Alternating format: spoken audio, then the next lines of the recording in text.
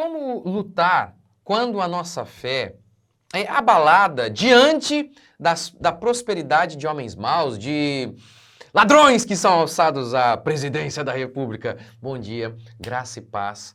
Uma alegria mais uma vez estar aqui com vocês. Vamos lá então, Salmo 73. Lembrando que a pedido de vocês, vocês votaram neste canal aqui, as urnas são auditáveis, vocês já puderam conferir aí que não teve fraude. Tem que rir, gente. Vamos lá, vocês votaram para que eu falasse sobre o Salmo 73.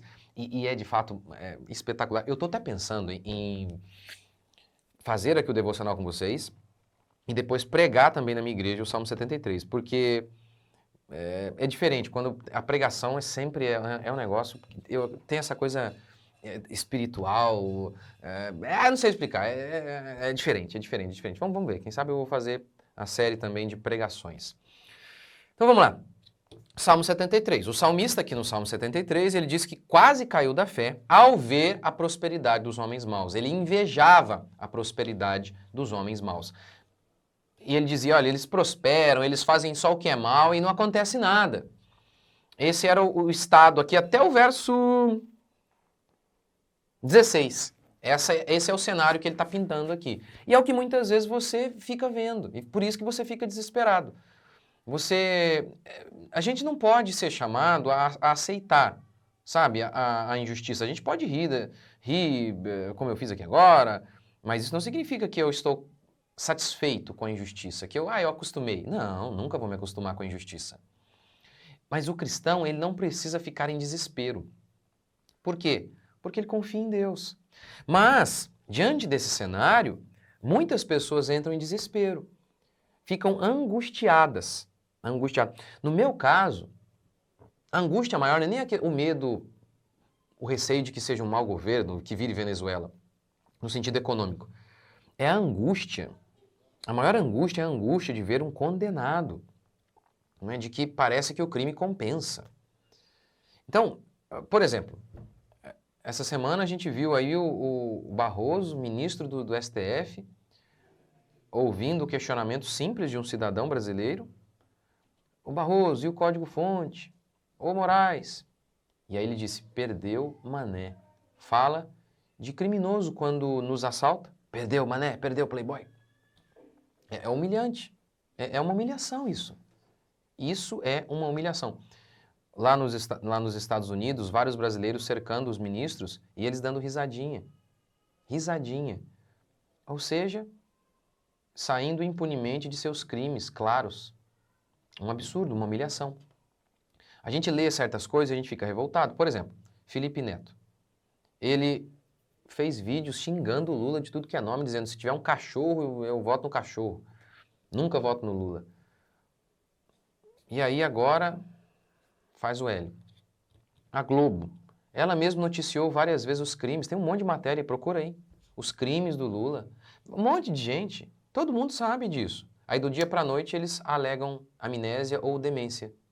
E o Lula vira um espetáculo. Essas coisas deixam a gente revoltado. Como é que pode? É óbvio que a gente fala, o cara não pode ser tão ignorante assim, não é? 11h59 ele diz, Lula é um canalha, é o maior ladrão, a maior quadrilha do Brasil. Meia-noite, é o melhor presidente. Ninguém pode ser tão ignorante assim. A gente sabe, é canalice pura. É o cara chegar, olhar e ver a grama é verde, saber que a grama é verde e no instante seguinte dizer a grama é rosa. Essa canalice, o Lula mentindo, meu Deus, absurdamente. O Brasil voltou ao cenário mundial. Como se agora, tá vendo, o Brasil agora vai liderar. Ele deixou o país quebrado, gente. Tem aí um monte de números que você pode conferir isso. Inclusive foi por isso, esse foi um dos motivos que tiraram a Dilma. Desemprego, inflação. Isso tudo, muitas e muitas vezes, nos deixam indignados, revoltados. E aí você pode ser tentado a duvidar de Deus. Vale a pena ser bom?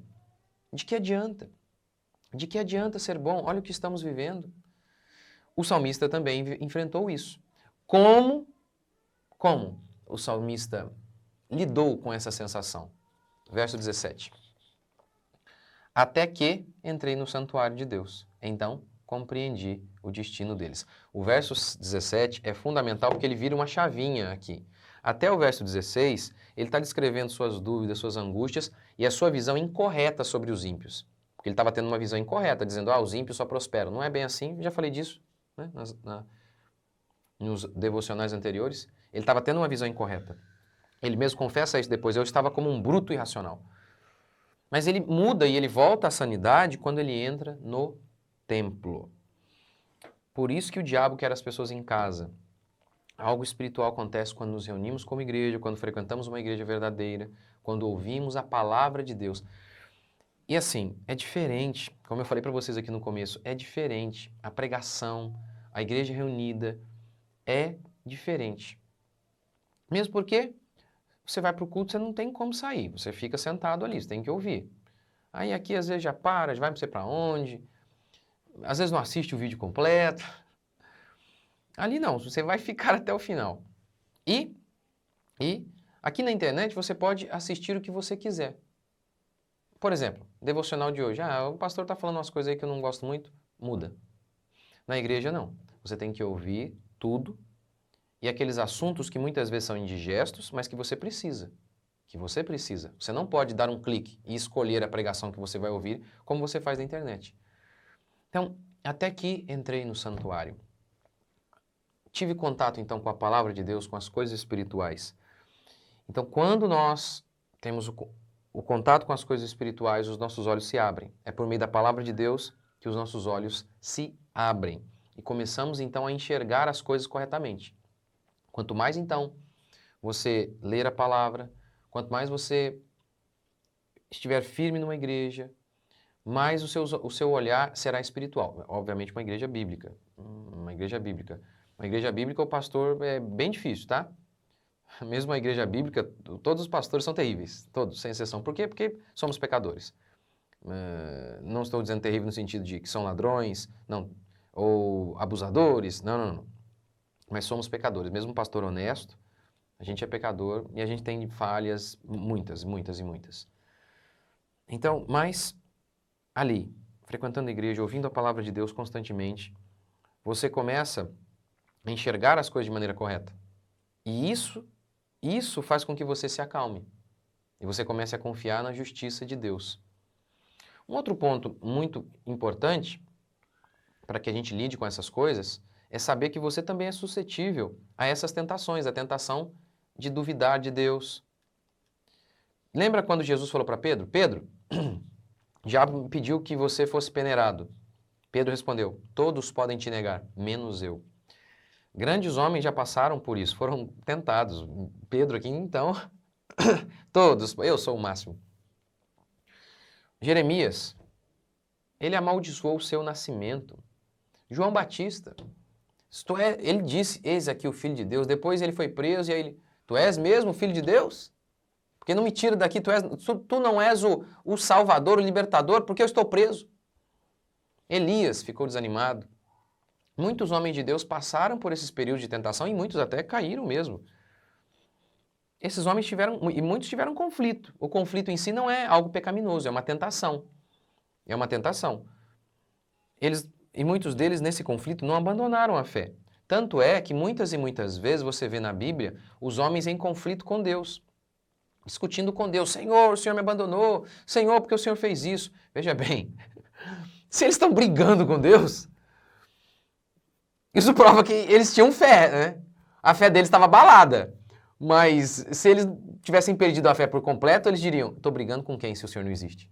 Então o próprio conflito mostra que eles tinham fé, mas de alguma maneira essa fé estava sendo abalada, algumas crenças deles em Deus estavam sendo abaladas, e obviamente se eles perdessem esse conflito, e aí poderia até mesmo, se eles perdessem diante dessa tentação, se eles não conseguissem superar esse período de tentação, aí realmente aquilo que era apenas um conflito com Deus e uma tentação em relação à fé poderia virar fé nenhuma.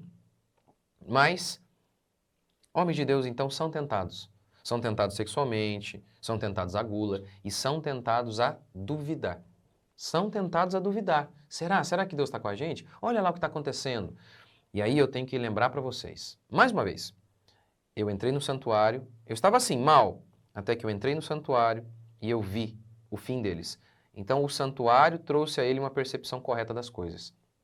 Então o genuíno contato com uma igreja decente, com uma pregação verdadeira, faz isso, abre os seus olhos. Abre os seus olhos para que você enxergue as coisas como elas são. E como as coisas são? Todos os ímpios serão punidos, fiquem em paz. Eles podem até fugir de um juiz desta terra, não fugirão do juiz de toda a terra.